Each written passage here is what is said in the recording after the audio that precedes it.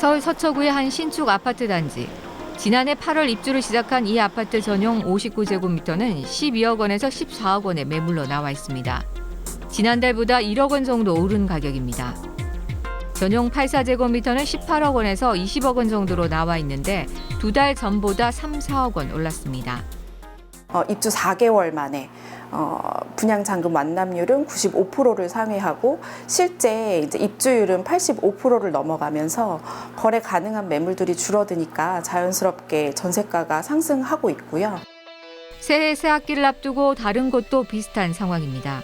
지난 4일 한국부동산원이 발표한 주간 아파트 가격 동향을 보면 1월 첫째 주 전국 전셋값은 0.03% 올랐습니다.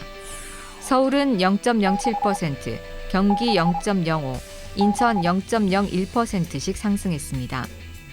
특히 서울은 은평구, 영등포구, 동대문구, 성북구, 송파구 등의 주요 단지를 중심으로 전셋값이 올랐습니다.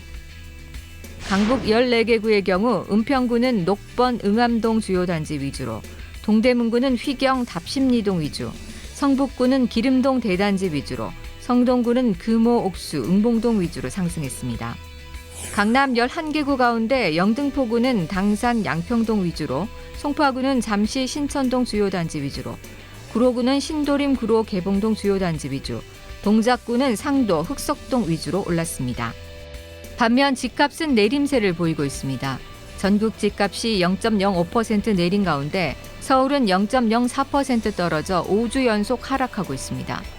서울 25개 자치구 집값 대부분이 내렸고 용산구와 광진구만 보합세를 보였습니다.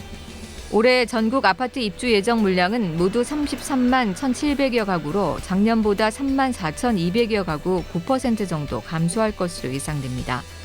특히 서울 아파트 입주 예정 물량은 11,107가구로 작년의 3분의 1 수준입니다. 1990년 이후에 가장 적은 물량이다 볼 수가 있습니다. 그러니까 입주 물량이 적어진다는 의미는 전월세 물량으로 나올 수 있는 물량이 동시에 줄어든다는 의미라서 이 부분들은 작년 하반기부터 상승 추세로 전환한 전월세 가격의 상승 추세를 좀 더 강화하는 이슈다 이렇게 볼 수 있습니다. 역대급 입주 가뭄에 올 한 해 전셋값 상승이 우려됩니다. 주택산업연구원은 올해 서울 아파트 가격이 1% 오를 때 서울 전셋값은 4% 뛸 것으로 전망했습니다.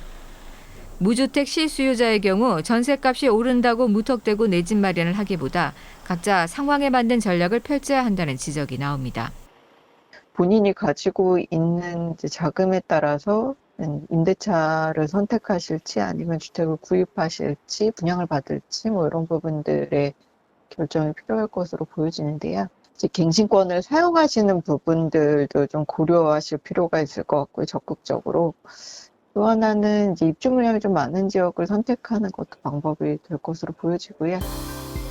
이와 함께 시세보다 낮은 급매물이나 금리 추이를 지켜보다 매수를 하는 것도 방법이 될 수 있다는 진단이 나옵니다. TBS 강경수입니다.